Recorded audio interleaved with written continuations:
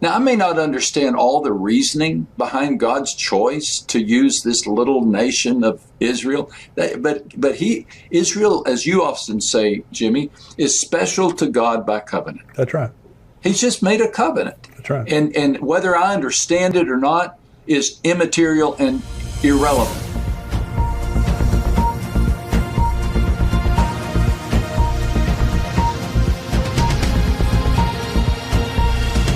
Welcome to the Tipping Point Show. I'm Jimmy Evans. I'm so glad that you're joining me today. I've got a very special interview coming up in just a minute. But before we do that, let me just remind you that we have our Israel trip coming up this year, November 29th through December the 8th. It's Pastor Ed Young Jr. of Fellowship Church here in Grapevine, Texas. Myself, we're going to the Holy Land. We would love to have you go with us on endtimes.com. You can go there. It'll give you all the details there of how you can sign up. We're filling up, and this trip will fill up. So if you're wanting to go and you haven't signed up yet, go on endtimes.com and sign up. We're going to go all through the Holy Land. We were there in December. It's just always such an incredible blessing. And it's really a blessing to be there with other believers. We'll have our expert tour guides. We'll have a number of buses. We'll have expert tour guides on every single bus. Pastor Ed and I will be there teaching at different sites through the Holy Land. And I can't wait to meet a lot of you. You know, I just have really two opportunities through the year to get to meet you guys. One is at our conference that's coming up next September, and I'll be talking about that more next week. But also this Israel trip. I look forward to being able to shake your hand and get to know you and spend some time with you in the Holy Land. So if you're interested in going to Israel with us, endtimes.com. Go on there, you get more information and sign up. We'd love to have you join us there. It's a great pleasure today to have my good friend Max Lucado joining me on the show. Max is a teaching minister at Oak Hills Church in San Antonio. He isn't just a best-selling Christian author. Except for the Bible, he is the best-selling Christian author of all times with 92 million of his books in print. I know most of you watching and listening right now have been blessed by Max's books and ministry. But today he's here with me to talk about the end times. Max, welcome to the show. Thank you so much for joining me. Oh, it's great to be with you, Jimmy. You know, I hold you in such high esteem. I love you. And I'm honored and grateful that we have this opportunity for this conversation. Well, I feel the same way about you, Max, and I very much appreciate your friendship and encouragement over the years. You have a gift of being able to communicate truth in such an understandable way. And, you know, people love it, and people love your books, love your teaching, your preaching, your ministry. But you've had a journey that we've talked about concerning the end times. You had a certain view that we call amillennialism, and we talk about it here on endtimes.com. But you've made a progression. Is that right? You've changed your view.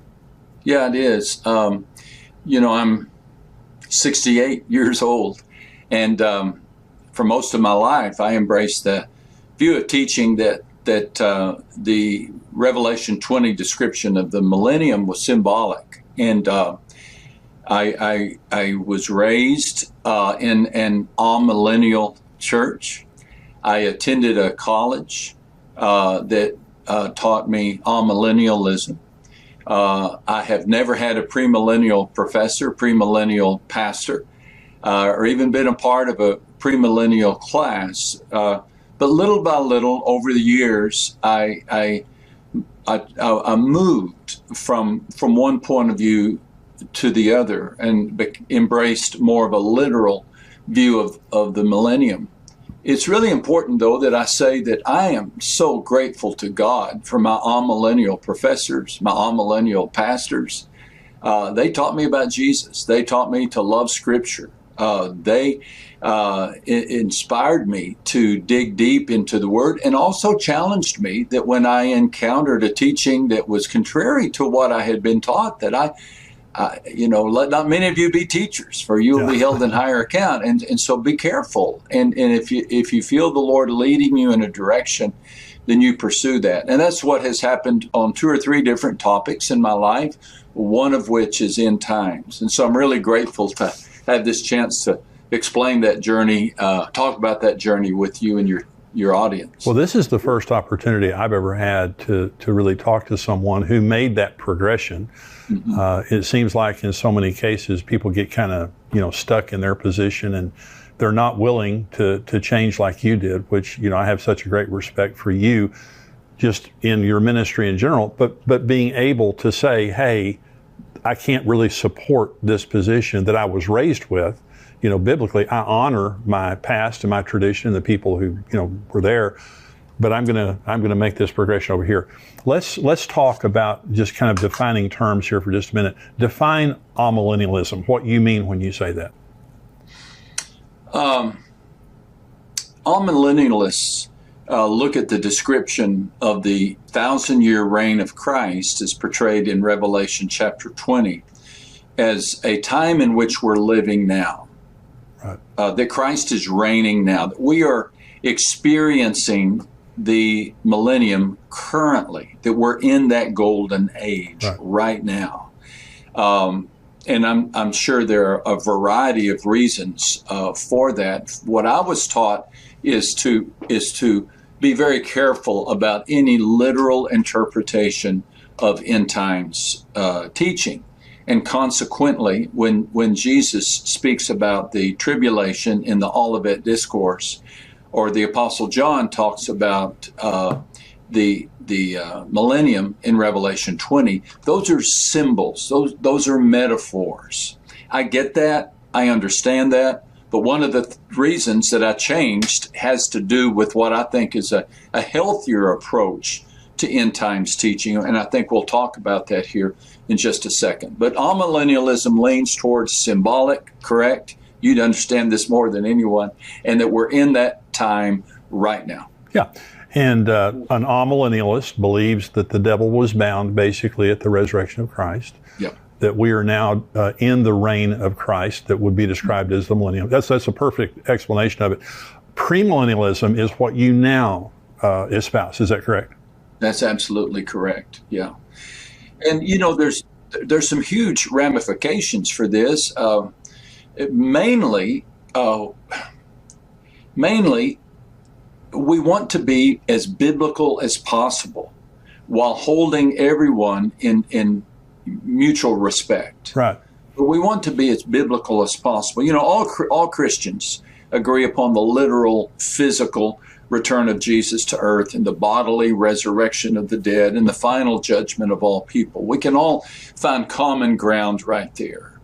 But apparently, the Holy Spirit wants us to have a more detailed understanding of what is yet to come, and understand, and it's as if we've been handed an itinerary of what to expect. Right.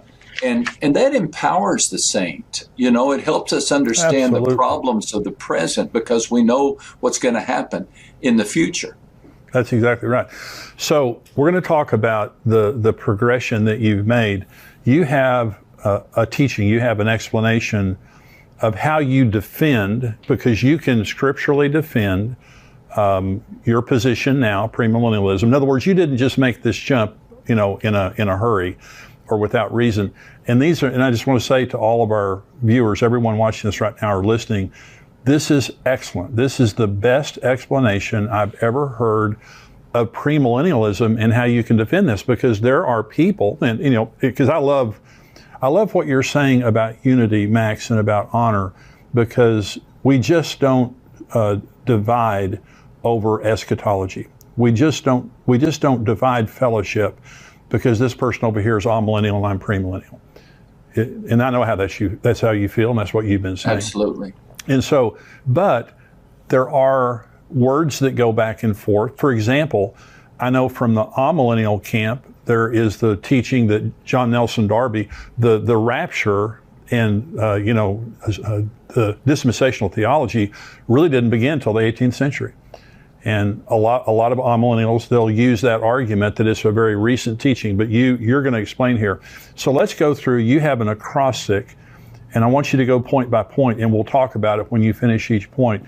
But again, to all of our viewers here, this is an excellent explanation of how you can defend premillennialism. Go ahead, Max. Well, I got the idea of an acrostic from our mutual friend, Mark Hitchcock. Yeah, sure. In his book, The End, which is such an astoundingly wonderful book. Yes. He has a chapter in which he describes his defense of being a premillennialist and he has an acrostic, pre-mill, Premil. And I thought, now that's so clever. As I began to sense a shift in my own heart, I wanted to be able to explain this because, again, many of my friends are amillennial. I'm going to have to tell former pastors and professors, friends, why I've made this change, and I'm happy to do so. Yeah. I'm happy to do so, but I sometimes have trouble remembering things. I've watched you teach, Jimmy, and you just seem to have instant recall. I have to use every tool in the book. And so I created this acrostic, and the acrostic is CHRIST. And these are the reasons that I believe that it's more biblical to embrace a literal reign of Christ on earth. And again, this is essential because if there's going to be a reign of Christ on earth, that's going to impact my view of the rapture. That's right. It's going to impact my view of the tribulation. It's going to impact my view of how many judgments there are. Is there a Bema Seat judgment and Great White Throne judgment, or is there just one judgment? Yeah. And so these are important conversations. I was explaining it the other day like this, and I think it helped. Imagine that you inherit a garden, and that garden has a beautiful fountain in it. And you have to decide if you think that fountain was supposed to be there or if you can remove it. Well, the millennium is kind of like that. You have to decide if the teaching on the millennium is supposed to be there or if you have the liberty to remove it. And how you respond will dictate the way you treat the rest of the garden. Does that make sense? That makes total sense. And, and again, when you start teaching on this acrostic here in just a minute, it's going to make perfect sense. But when you remove the millennium from your end times theology, you've got some major scriptural problems. You do. And this is what you're going to talk about. So go ahead. Yeah. Okay. So CHRIST. Thank you again for letting me talk about this. C reminds me of the phrase covenants yet unfulfilled.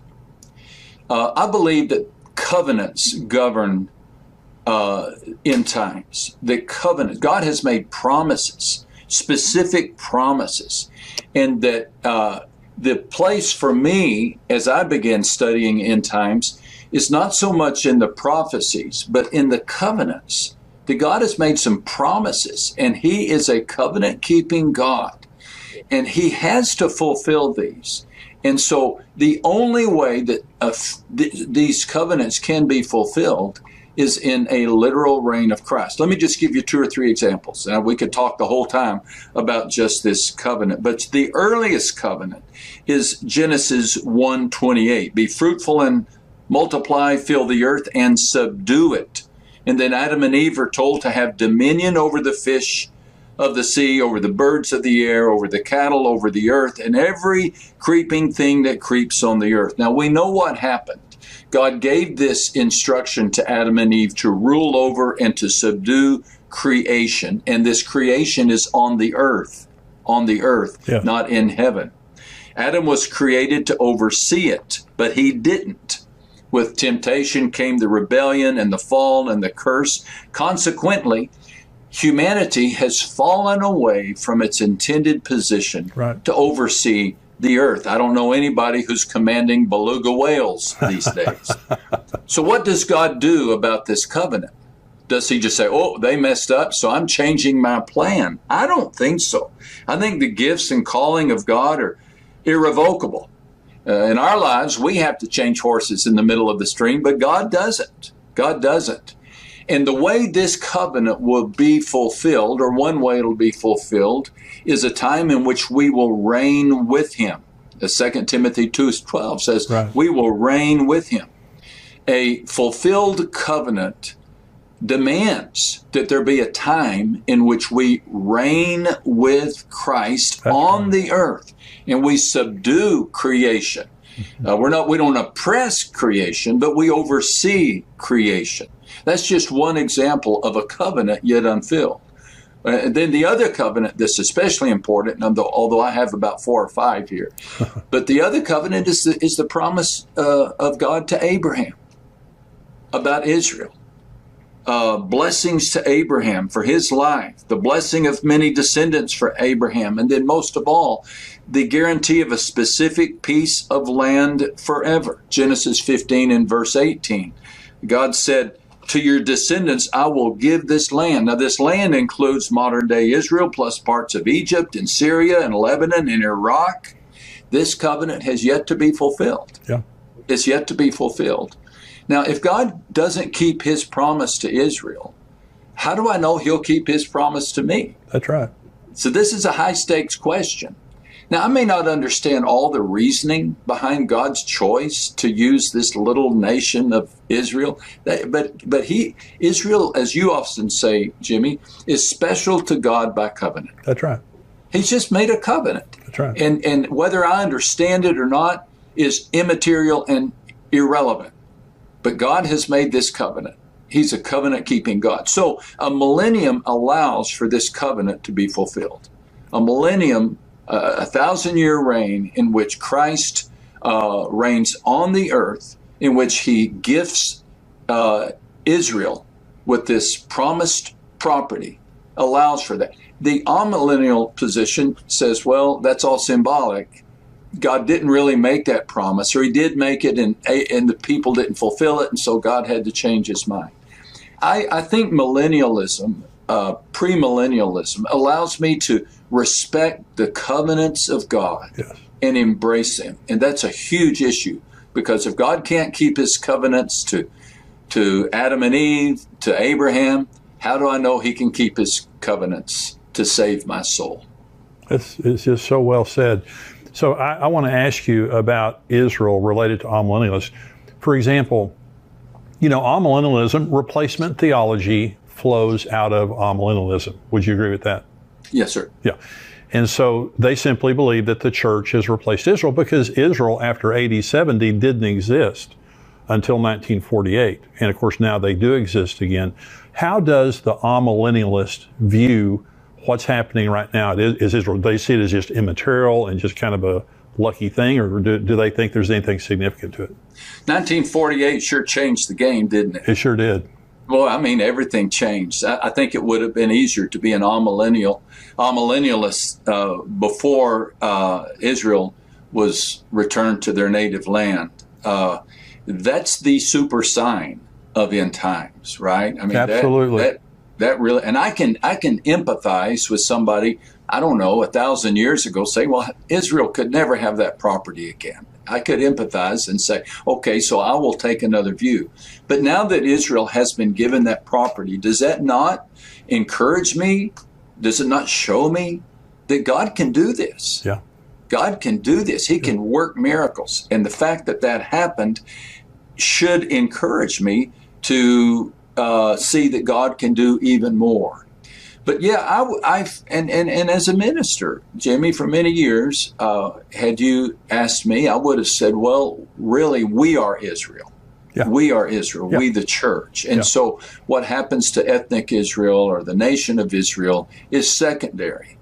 And that's the position I took, and the position still taken by many amillennialists today.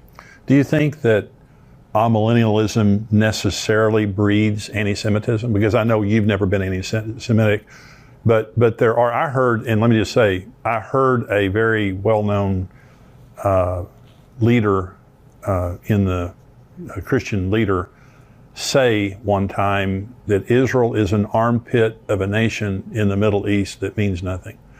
And I challenged him on that statement, and that's an extreme position, but now I'm telling you, this is a very popular guy. And I challenged him on his position, and I honestly think he's changed since then. But I don't, do you see in the churches that you were raised in, the Bible college you went to, the seminary, did you experience anti-Semitism there? Not a bit. Yeah, not good. a bit. Good. Not a bit. Yeah. I guess I could envision a logical consequence of amillennialism leading to that, but I didn't experience, just the contrary. Highest respect, highest appreciation for the Jews and for what God did through them to send our Savior, to give us the Scripture, to start the church. So I didn't sniff out any Good. anti-Semitism in my teaching. Good. Okay, number 2, the H. Okay, I like this one. I mean, I like them all. I like them all, but this was really a significant game changer, and that's the history of the early church. So we're working down this acrostic: covenants, history, and then we'll look at RIST. But the history of the early church, I was really surprised to learn that for the first 300 years of church history, the leaders were premillennial. Yes. Most significant among them was Papia, the bishop of Hierapolis, a disciple of none other than the Apostle John. Wow. Man, I nearly fell out of my chair when I read this. Because here's a student of the Apostle John who taught and promoted premillennialism. If the student of the inspired apostle who wrote the book of Revelation taught students or taught people to embrace the literal 1,000-year reign of Christ on earth, that pretty well seals the deal for me. And then we could add to that, I've got my list here, Irenaeus, Tertullian, Justin Martyr, who said, I and every other Orthodox Christian feel certain that there will be a resurrection of the flesh, followed by 1,000 years in the rebuilt, embellished, and enlarged city of Jerusalem, as was announced by the prophets of Ezekiel, Isaiah, and others. Wow. So the fact that the fathers of our faith embraced the promise of an earthly reign of Jesus is extremely compelling to me. Extremely compelling. And again, because I've been premillennial for a long time, there is this constant statement that is made that dispensational theology really was invented, and I do agree that John Nelson Darby and Schofield and others, they defined it. They Right. helped us understand it, but they didn't invent it. Because as you're saying, the early church father, for the first 300 years, all the early church fathers were premillennial. They believed in a literal millennium, and the rather than premillennialism being new, amillennialism, and I know it started about the 4th century, but still, it's the newer teaching, not premillennialism. Jimmy, can I ask you a question? Sure.